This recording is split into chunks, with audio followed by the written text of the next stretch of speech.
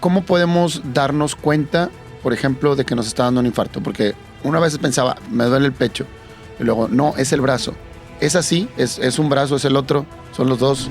O sea, no solo el corazón se puede infartar, hay infartos del cerebro, hay infartos de algún órgano, de algún otro órgano, infartos de algún músculo. A veces cuando se tapan las arterias que nutren algún músculo, se puede infartar también. Sospecho que una de las consultas que más te llega es gente muy ansiosa, que a lo mejor siente ciertos síntomas que se puede confundir. Combinado con la ansiedad y el estrés, también nos estamos valiendo de ciertos recursos que a lo mejor no nos ayudan. Y me refiero ahorita a las bebidas energéticas. Hay estudios que demuestran que personas depresivas inclusive afecta no solo en la calidad de vida, sino en la expectativa de vida del paciente. O un corazón más bien de una persona empieza a fallar por esta inflamación excesiva que hay en el cuerpo. ¿Qué produce inflamación? La obesidad produce inflamación, la diabetes produce inflamación, la hipertensión per se también produce inflamación en el cuerpo. ¿Cuál es el principal, digamos, problema en tu especialidad que tenemos hoy en día, ya siglo XXI? La hipertensión le llaman la enfermedad silenciosa, porque no produce síntomas en la mayoría de los casos. O sea, a lo mucho síntomas generales como un dolor de cabeza pasajero o que algún día se puedan sentir como un poquito cansados. Y de repente le dio un infarto y de repente hasta falleció. ¿Qué pasa en esos casos internamente? O sea, ¿por qué aparentemente todo estaba bien y luego un día ya sucedió? ¿Hubo a lo mejor señales que se pasaron por alto o realmente puede suceder que no hubiera padecido nada y de repente algo dejó de funcionar?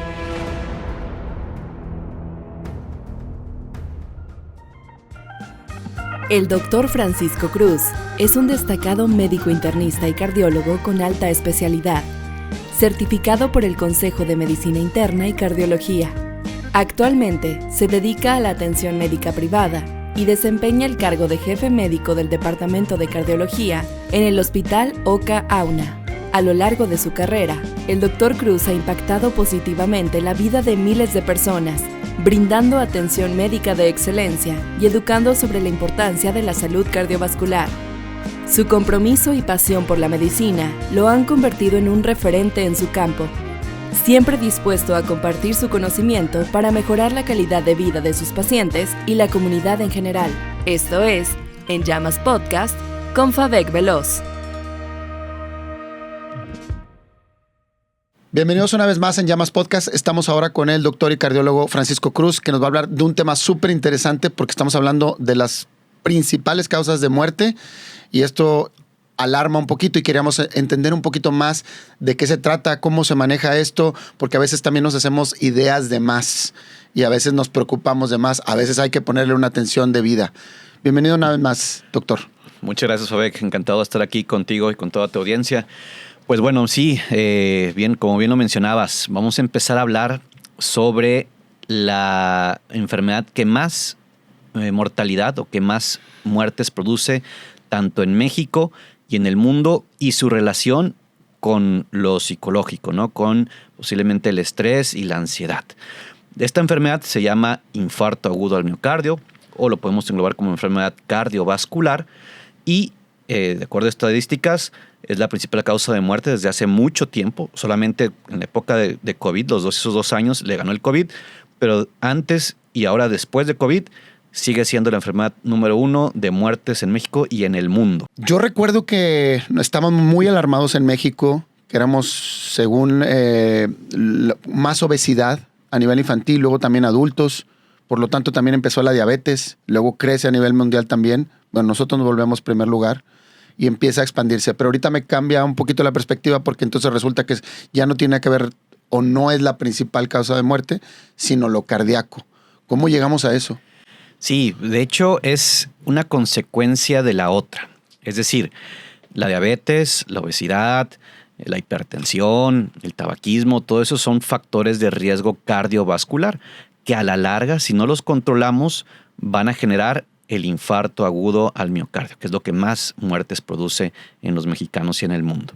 Entonces sí, definitivamente tenemos una alta prevalencia, una alta presencia de estas enfermedades de diabetes, de hipertensión, de obesidad que ahora se está viendo más desde edades infantiles.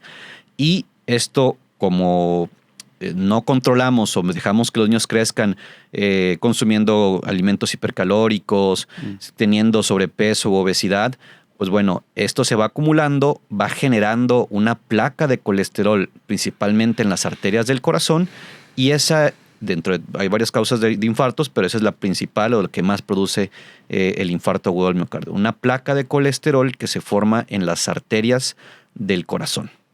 Me hace pensar que antes, cuando uno era más chiquillo, por lo regular cuando hablabas de eso era porque estabas hablando de gente grande, entre comillas.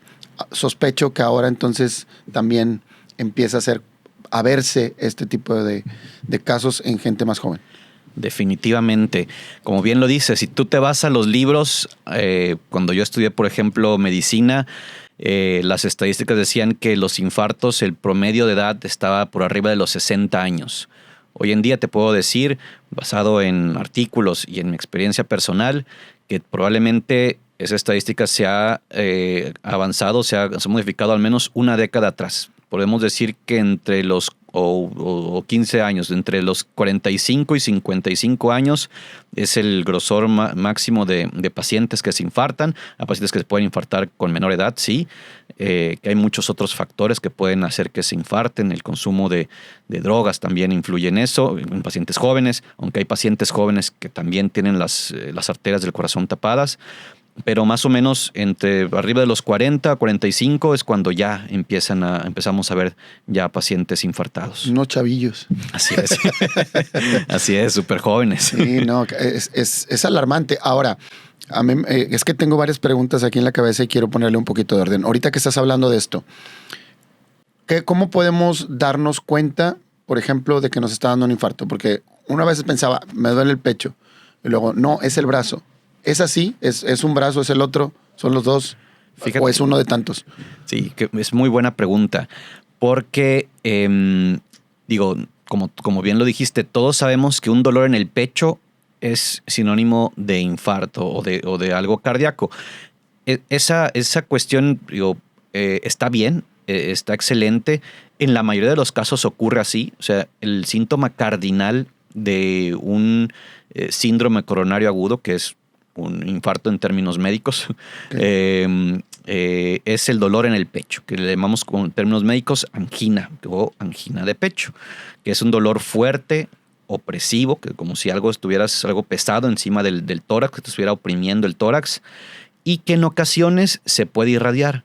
Lo más común es que se irradia el brazo izquierdo, pero también puede irradiarse hacia el brazo derecho, puede empezar inclusive en la boca del estómago, puede irradiarse al cuello. Hay personas que me llegan a la consulta o llegan a urgencias refiriendo como si les estuvieran ahogando o ahorcando, y eso puede ser un equivalente de angina de pecho. Entonces, en términos generales, vamos a considerar que sí, si tienes un dolor en el pecho que te aprieta, tienes que ir a urgencias porque probablemente sea un preinfarto o un infarto. Y luego están estos otros síntomas que pueden asociarse.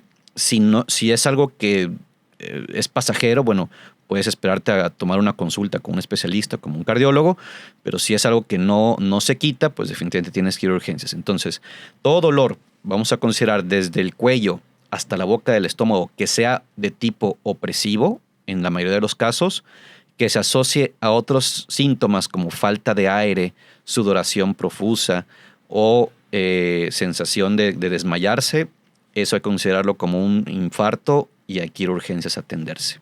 Ok. Cuando hablamos de infarto, ¿de qué estamos hablando? ¿Qué pasa en el corazón? O sea, ¿empieza a latir menos, se expande, se achica? ¿Qué quisiera imaginarme qué pasa internamente? Sí. Mira, un infarto, en términos generales, es la muerte celular, la muerte de ciertas células porque no le llega el suficiente sustrato o oxígeno, ¿no? Entonces, cuando hablamos de infartos, tenemos que hablar sobre demanda de oxígeno de un tejido y consumo de oxígeno. Es decir, todos los órganos de nuestro cuerpo funcionan con oxígeno. El oxígeno es transportado a través de la sangre, por medio de los glóbulos rojos. Los glóbulos rojos llevan el oxígeno a todos los tejidos y cuando no llegan suficientes glóbulos rojos o no llega suficiente sangre a cierto tejido, decimos que le falta oxígeno o está en isquemia y eso genera el infarto. Entonces, un infarto, o sea, no solo el corazón se puede infartar, hay infartos del cerebro, hay infartos de algún órgano, de algún otro órgano, infartos de algún músculo. A veces cuando se tapan las arterias que nutren algún músculo, se puede infartar también. Pero entonces no es que deje de funcionar, sino que funciona a menor capacidad. Bueno, el que deje de funcionar es la consecuencia del infarto. Okay. Es decir, el infarto es un bajo flujo de sangre, o sea, se produce por un bajo flujo de sangre hacia un territorio, hacia un tejido, que puede ser, en este caso estamos hablando del cardíaco. Al haber bajo flujo, digamos que es como si estuvieran ahogando esas células o si no pudieran respirar. Entonces, empiezan a funcionar menos y menos y menos hasta que si no se restituye ese flujo de sangre que lleve oxígeno, mueren y entonces ya no funciona esa parte de ese tejido. Te lo digo porque a veces lo expresamos de que es que ya no me está latiendo el corazón. Te empiezas a angustiar tanto que luego sientes que no está latiendo. No, pues si no estuviera latiendo no estarías diciéndolo simplemente. Pero sí está trabajando con mucha menor capacidad de la que debería estar haciéndolo. Por lo tanto, tu cuerpo empieza a mandar alertas y te está diciendo, esto puede sucedernos en cualquier momento, ¿verdad? Definitivamente. Inclusive yo, aparte de cardiología, me dedico a ver imagen cardiovascular y parte del abordaje del paciente que se está infartando es hacer un ecocardiograma, o sea, ver directamente el corazón y uno puede verlo en vivo, o sea, que el corazón se está moviendo menos de lo normal. Uno evalúa con respecto a, o sea, conoce cómo se comporta un corazón normal y puede determinar que se está moviendo menos y entonces decir sí, el paciente se está infartando o tiene bajo flujo de sangre hacia ese territorio. Ok, y entonces es cuando sentimos de repente, dices, si hay una opresión así muy pronunciada, mejor vayan inmediatamente a urgencias. Definitivamente. Lo típico es que dure al menos unos 20 minutos. Digo, hay personas que, por ejemplo, es que podemos dividirlo también en estos dos grandes rubros. La angina de pecho estable, que es aquel paciente que corre y le duele el pecho y descansa y deja de dolerle. En ese sentido, posiblemente esa no es una urgencia. Obviamente tiene que atenderse porque definitivamente el que duela y aprieta el pecho significa que no le está llegando suficiente oxígeno al corazón. Pero no es una urgencia de que tenga que atenderse en ese momento. Si dejó de doler, lo ideal es que acuda a una cita lo más pronto posible con un cardiólogo. Y está este otro grupo de pacientes en los que le duele el pecho, dura más de 20 minutos o aumenta el dolor, aumenta la intensidad o aumenta de duración o también puede ocurrir sin hacer esfuerzo. Esos son los más graves. O sea, cuando estás sentado o acostado, o mucha gente me dice que ocurre, me hagan muchos pacientes que llegan en la noche o como más bien que tienen el dolor en la noche, en la madrugada, y ese es un verdadero infarto o preinfarto. Esa es una verdadera urgencia que hay que ir a atenderse. Entonces, el paciente que está con angina estable es el paciente que hace esfuerzo, que carga algo pesado, sube escaleras o corre o hace algún esfuerzo y le duele, se descansa y deja de doler. Esa es la angina estable, que no es una verdadera urgencia. Tiene que atenderse pronto, sí, pero no es una verdadera urgencia. Y está el paciente que le da el dolor en reposo o que el dolor dura mucho tiempo, más de 20 minutos, o es mucho más fuerte de lo habitual. Tomando en cuenta que vivimos en un país, incluso todo el globo terráqueo, estaba viendo algunas estadísticas, por ejemplo, de ansiedad. En el año pasado, 2023, la Organización Mundial de la Salud dice que en México el 75% de la población laboralmente activa tiene ansiedad. Entonces, aquí en este cuarto, si no estamos todos, o una parte. ¿A qué voy con esto? Que incluso se ha disparado a más del doble a raíz del COVID. ¿Sí? En el 2020 para acá. Sospecho que una de las consultas que más te llega es gente muy ansiosa que a lo mejor siente ciertos síntomas que se puede confundir O a lo mejor sí es que a veces también no sabemos y entonces tenemos que atendernos. Claro. Pero ¿qué te ha pasado a ti? Porque sospecho que también te debe llegar casos que a lo mejor más bien es un ataque de ansiedad muy pronunciado y donde sienten que no están respirando y que a lo mejor algo están pensando que a lo mejor el corazón está funcionando no a su mejor capacidad, pero realmente no es por ahí. ¿Qué pasa contigo en la consulta? Sí, de hecho, efectivamente, la pandemia vino a explotar una gran cantidad de ansiedad y a desarrollar en muchas personas esta sensación, esta sensación de estrés o ansiedad. Y durante la pandemia mucho del motivo de consulta fue eso, la presencia de palpitaciones. Y es que cuando uno se siente ansioso, preocupado, secretamos diferentes hormonas. Una de ellas se llama cortisol. El cortisol va a estimular todos los organismos, todo el cuerpo, y va a generar que se acelere el corazón, puede subir la presión arterial, nos puede generar sudoración, es decir, va a estimular todos los órganos del cuerpo humano. Entonces, el motivo de consulta durante la pandemia fue eso, presencia de taquicardias o palpitaciones, o sea, sentían que el corazón les latía muy rápido. Obviamente, el que late el corazón muy rápido de la nada, sí es de llamar la atención, eso no es normal, que alguien está sentado, por ejemplo, ahorita que estamos sentados y que de repente nos lata rápido el corazón, pues no es normal, puede atribuirse, sí, tal vez alguna arritmia cardíaca, pero también definitivamente, como lo dices, el 75% o más de la población podemos padecer cierto grado de ansiedad y esto pues generarnos estos síntomas, ¿no? Taquicardia, sudoración, sensación de malestar general. La diferencia no la podemos saber. Lo que sí podemos detectar es, por ejemplo, ciertos agentes que nos pueden gatillar estos episodios de ansiedad, ¿no? Como momentos incómodos o entender cómo nos comportamos en nuestro trabajo o qué tanto nos parece o qué tan bien llegamos relajados a nuestro trabajo o qué tal si como comprender qué es lo que nos pasa en nuestro día a día, si saliendo del trabajo salimos estresados, entonces posiblemente hay un agente estresante. Entonces es mucho de hacer introspección y saber qué fue lo que nos detonó más o menos esta taquicardia. Obviamente, igual que el infarto, si el dolor, en el caso del infarto, el dolor dura mucho y si en este caso la taquicardia no cede, o sea, si estás un poquito más relajado y aún así sientes episodios o sientes que te late muy rápido el corazón, posiblemente sí sea una arritmia cardíaca. Es muy difícil diferenciarlo, o sea, porque las arritmias cardíacas pueden acelerar el corazón y entonces no sabemos si esto fue por la arritmia o por la ansiedad. Entonces, definitivamente, si dura mucho esta taquicardia, pues también hay que atenderse de forma inmediata. O sea, lo mejor es primero checar con el especialista. Definitivamente. Y a ir descartando, ¿no? Así es. A ir descartando. Ahorita que dijiste de arritmias y de lo que genera eso, me acordé ahorita de cómo ahora, primero lo que hablabas de la tecnología, ¿no? Cada vez tenemos más avances y más fortuna de tener cosas a la mano, por ejemplo, de ver el corazón latir en vivo, y cómo cuando estás acostumbrado a verlo puedes entender una diferencia. Eso me parece maravilloso.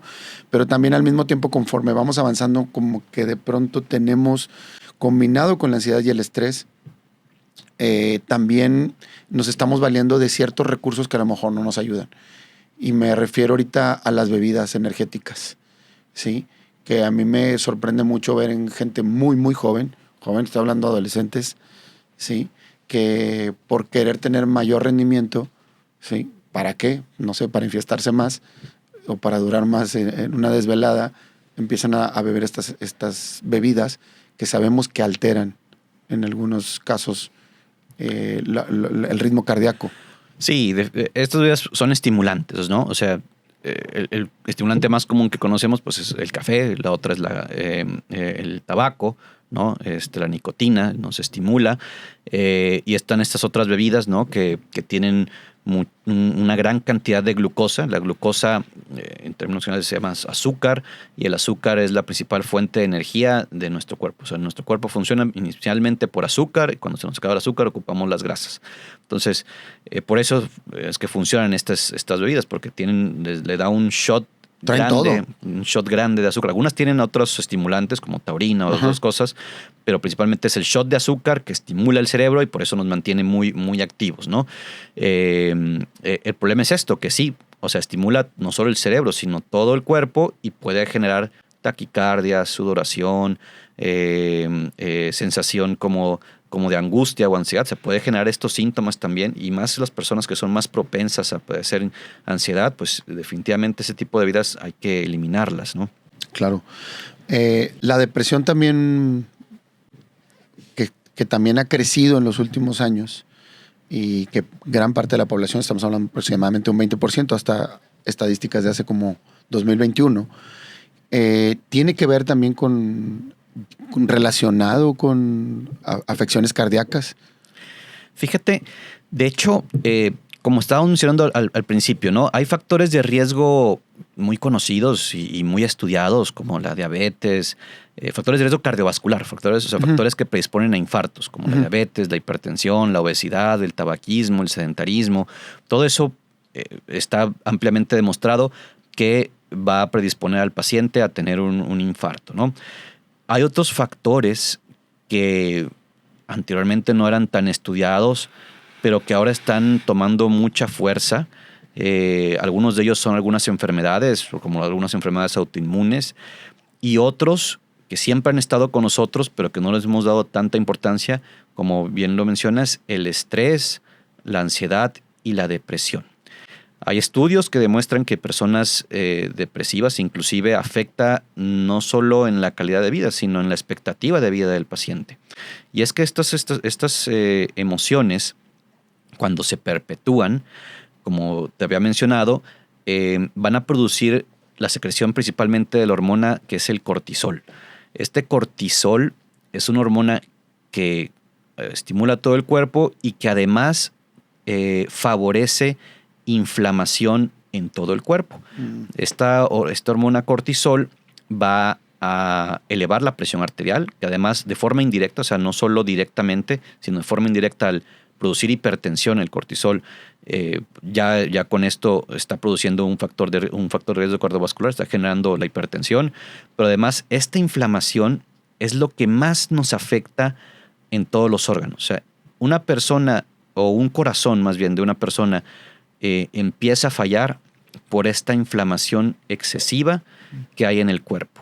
¿Qué produce inflamación? La obesidad produce inflamación, la diabetes produce inflamación, la hipertensión per se también produce inflamación en el cuerpo, el tabaquismo produce inflamación dentro de las arterias del corazón, o de las arterias de todo el cuerpo, y pues la ansiedad, la depresión y el estrés, al generar constantemente cortisol, van a producir inflamación, y definitivamente tenemos que considerarlos como un factor importante de riesgo cardiovascular y que hoy en día están presente en nuestra comunidad, ¿no?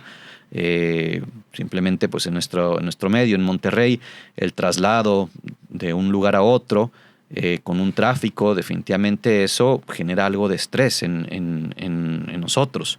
Aunado, si a eso le sumas que en el trabajo te puedes estresar, el estrés que puedes tener dentro de la familia, entonces se va acumulando y es momentos de cortisol y de cortisol y de cortisol que estamos teniendo que a la larga o a la postre van a generar pues toda esta inflamación y inducir algunas otras enfermedades, ¿no? Como diabetes o hipertensión. Entonces, yo quiero pensar que el cortisol tiene una función que ahorita a lo mejor no es la más recomendable porque está constantemente saliendo. Pero si sales por algo quiere nivelar. El detalle es que es cuando es en exceso, pues ya la empiezas como que dices, oye, no puedes estar sacando todo el tiempo esto. Pero debe tener una función que es la que regule algo, equilibrio. Ah, claro, sí. O sea, por ejemplo, En momentos de estrés, es normal que uno siente estrés, ¿no? Por ejemplo, si uno se va a aventar de un bungee, ¿no? Te sientes estresado o cuando vas a dar una plática, o si cuando vas empezando a manejar bicicleta, ¿te acuerdas? Cuando uno de niño empezó a manejar bicicleta, pues se siente cierto grado de estrés. El estrés es una sensación normal que te prepara ante el peligro y es algo que te ayuda. Como te digo, o sea, te prepara el cuerpo para que esté activo y esté con funciones adecuadas para cualquier cosa que ocurra. Eso es normal. El problema es que si se perpetúa este estrés, pues bueno, es cuando ya empieza a ser alguna enfermedad y empieza a afectar a los órganos.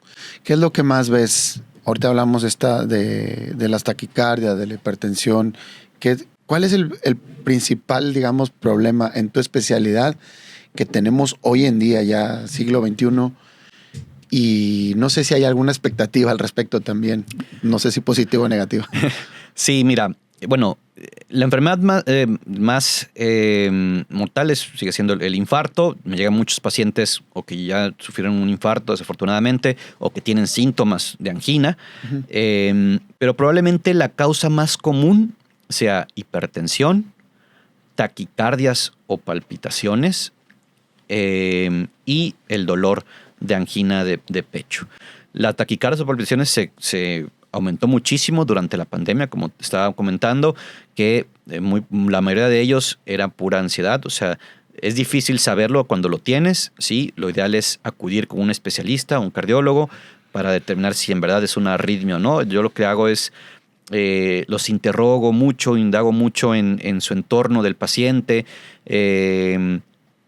trato de que recuerden en qué momento ocurrió la taquicardia, en qué situaciones, bajo el consumo de qué alimentos, y más o menos ahí voy armando un mapa para darme una idea de si es una arritmia o no es una arritmia cardíaca. Ha habido muchos casos que me han tocado, inclusive casos anecdóticos también, donde también pacientes hipertensos pudieran tener exacerbación de esta hipertensión por la ansiedad. Tuve una paciente, por ejemplo, una paciente relativamente joven, 50 y tantos años, no era conocida hipertensa, llega con un médico, le toma la presión y le dice que es hipertensa.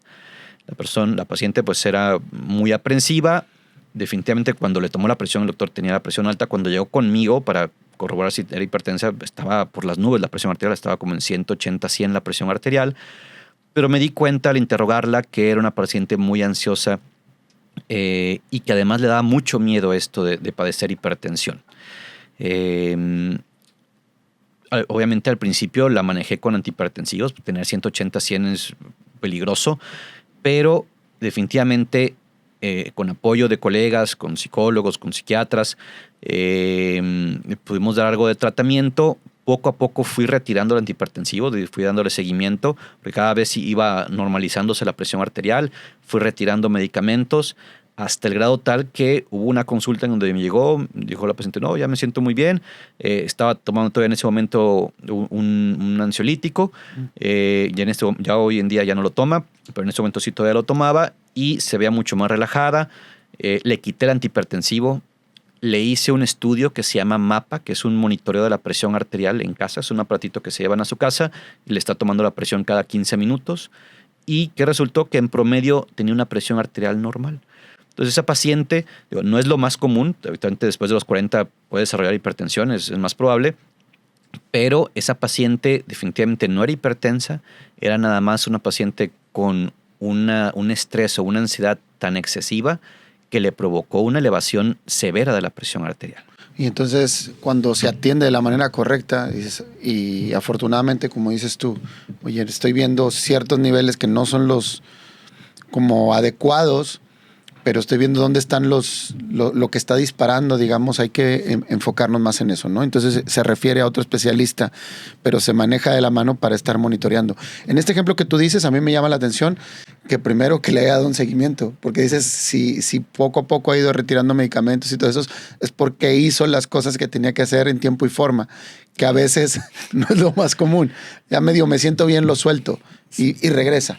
Así es, sí, y más eso pasa más con la hipertensión, ¿eh? Muchos pacientes, inclusive pacientes que no eran conocidos hipertensos y me llegan a la consulta de primera vez y les diagnostico que son hipertensos, como no sienten síntomas, la hipertensión le llaman la enfermedad silenciosa, porque no produce síntomas en la mayoría de los casos. O sea, a lo mucho síntomas generales como un dolor de cabeza pasajero o que algún día se puedan sentir como un poquito cansados, pero lo pueden achacar a muchas otras cosas, ¿no? A que se desvelaron, a que estaban estresados, a cualquier otra situación.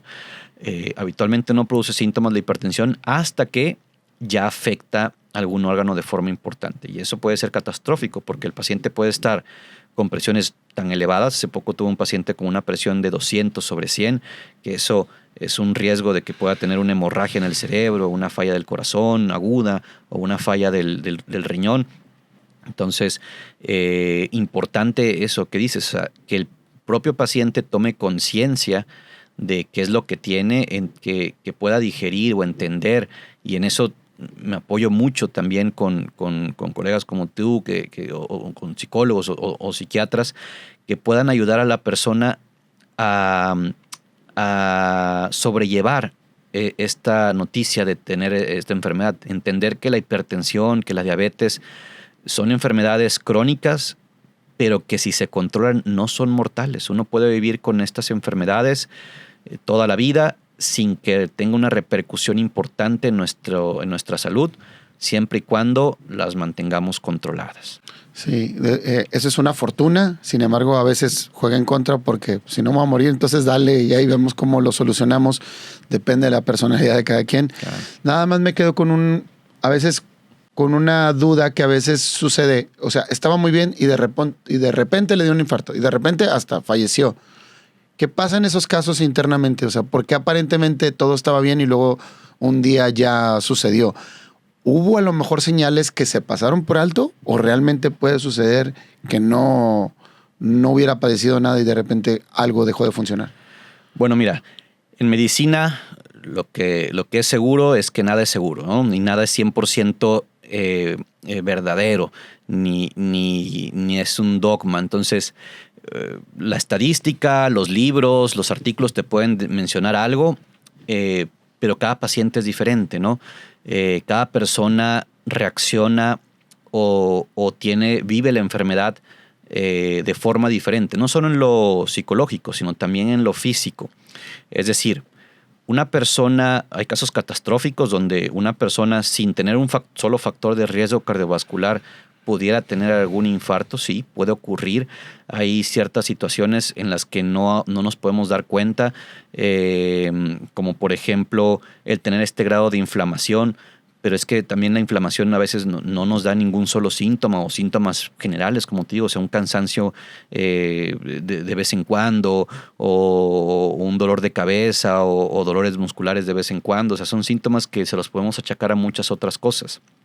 Hay casos anecdóticos así, pero en su mayoría definitivamente hay un foco de alarma, como bien mencionas. O sea, hay algo que dejaron o que pasaron por desapercibido y que no lo notaron y que eso pues lo dejaron pasar y que probablemente esa fue la causa, ¿no?, que produjo el infarto. Sí, a mí me llama mucho la atención porque luego a veces nos hacemos la idea de que estuvo muy bien y de repente sucedió. No, algo estaba pasando, pero se dejó pasar. Sí. Porque por lo regular siempre avisa. El detalle es que tanta importancia le damos.